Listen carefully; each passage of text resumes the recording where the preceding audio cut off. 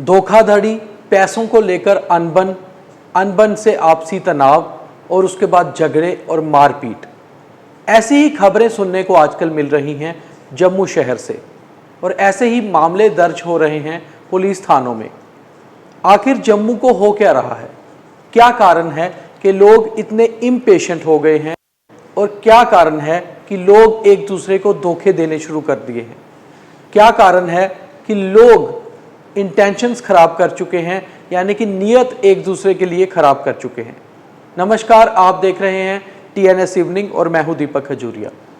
आज एक अलग मुद्दे पर बात करते हैं और ये मुद्दा ऐसा है जो तकरीबन आजकल हर रोज़ सोशल मीडिया पर, अखबारों में या टीवी के ज़रिए सुनने को मिल रहा है। पहले तो लोग एक दूसरे को धोखा दे रहे हैं और धोखे में सबसे अधिक जो मामले हैं वो यही हैं पैसों की धोखाधड़ी। पैसों के मामले को लेकर, यानी कि फाइनेंशियल जो इश्यूज हैं उसको लेकर फिर आपसी तनाव, और तनाव के बाद झगड़े या मारपीट, और उसके बाद थानों में पर्चे। ऐसा ही कुछ हो रहा है। शुरुआत करते हैं आज ही की घटना से। आज जम्मू के कुंजवानी और कालूचक के बीच में एक ग्रामीण बैंक की टीम जब एक डिफ़ॉल्टर से पैसों के लिए बात करने जाती है, यानी कि रिकवरी के लिए जाती है, तो वहाँ पर उन पर गोलियां चल जाती हैं, हमला हो जाता है। हमने भी कोशिश की इस खबर को जानने की कि आखिर था क्या सारा मामला। बाद में पता चला कि कोई बहुत बड़ा रकम नहीं थी, करीबन 3-3.5 लाख का मामला था। और जिनको डिफ़ॉल्टर करार दिया जा रहा था वो भी एक नामी परिवार था, एक राजनीतिक पार्टी से जुड़ा हुआ, और रियल एस्टेट के बिजनेस में वो शामिल हैं। जब दोनों पार्टियों में आपसी नोक-झोंक हो गई, सबसे पहले तो बातचीत में झगड़ा हुआ और उसके बाद गाली गलौज तक मामला आ गया, और जो पार्टी, जो बैंक जिनको डिफ़ॉल्टर कह रहा था, उन्होंने गोलियां चला दी, हवाई फायर कर दिया। हालांकि इंटेंशंस मारने मराने की नहीं थी, मगर डराने की थी। उसके बाद बैंक, ग्रामीण बैंक की जो टीम थी वो वहाँ से भाग खड़े हुए और जाकर उन्होंने पुलिस में रिपोर्ट दर्ज करवाई। पुलिस ने 2 लोगों को गिरफ्तार कर लिया है, और जब तक आप ये खबर देख रहे होंगे तब तक 4 लोग जो इसमें एक्यूज थे, चारों पुलिस की हिरासत में होंगे।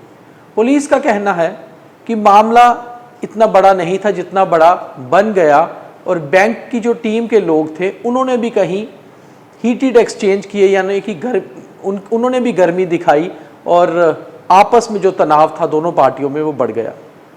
ये तो केवल आज का मामला है। अगर हम पिछले कुछ मामलों का जिक्र करें, करीबन हमारे पास एक महीने में 4 से 5 ऐसे मामले आए जम्मू के, जबकि जम्मू में ऐसे मामले बहुत कम हुआ करते थे, जिसमें तकरीबन मामलों में दोनों पार्टियां एक दूसरे को अच्छे से जानती हैं और दोनों पार्टियों में पैसों को लेकर तनातनी है, तनाव है, क्योंकि कहीं ना कहीं कुछ धोखाधड़ी का मामला है, कुछ धोखा हुआ है।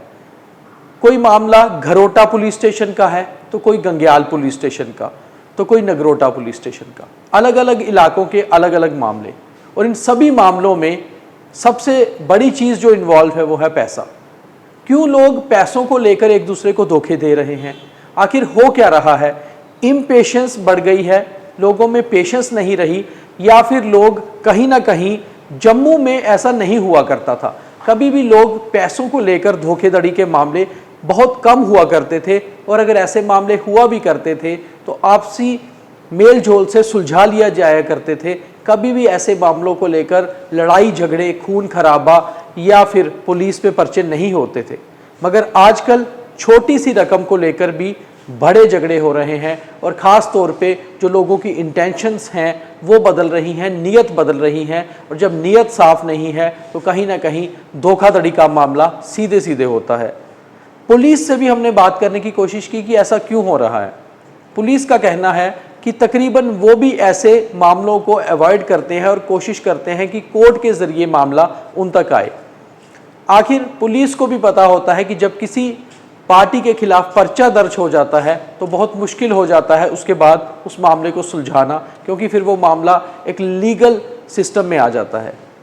मगर हालांकि ये मुद्दा एक रूटीन का मुद्दा नहीं है, मगर ये मुद्दा सोसाइटी से जुड़ा हुआ है, बिजनेस से जुड़ा हुआ है, तो हमने सोचा कि आज क्यों ना इसी मुद्दे पर बात की जाए और जब हम इम्पेशेंस की बात कर रहे हैं, लड़ाई झगड़ों की बात कर रहे हैं, तो हमारे पास एक आज की खबर है जहां कोट बलवाल सेंट्रल जेल के भीतर दो ग्रुप्स आपस में भिड़ गए और वो जो दोनों ग्रुप्स थे वो दोनों आरएसपुरा के कैदी थे जो कि जेल में वहां पर बंद थे और वहां आपसी उनकी लड़ाई, आपसी उनकी कहासुनी हो गई जो कि भीषण लड़ाई में बदल गई और उसके बाद जेल अथॉरिटीज़ को बीच में आके सारे मामले को सुलझाना पड़ा।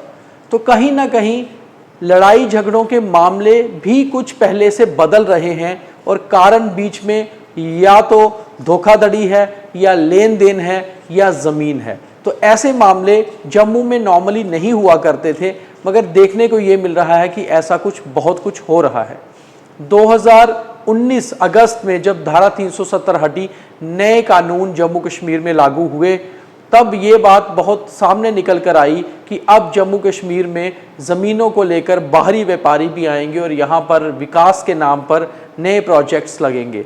इससे शायद एम्प्लॉयमेंट भी बढ़ेगी, मगर जब हम आज ये देख रहे हैं कि एम्प्लॉयमेंट तो इतनी नहीं बढ़ी है और नए व्यापारी जो कुछ आ भी रहे हैं, उसके बाद भी यहाँ पर धोखाधड़ी के मामले ज़मीनों को लेकर काफ़ी हो रहे हैं और इस पे एडमिनिस्ट्रेशन, पुलिस और गवर्नमेंट को विचार करना होगा, क्योंकि आम सोसाइटी, आम लोग कहीं ना कहीं इससे त्रस्त हैं।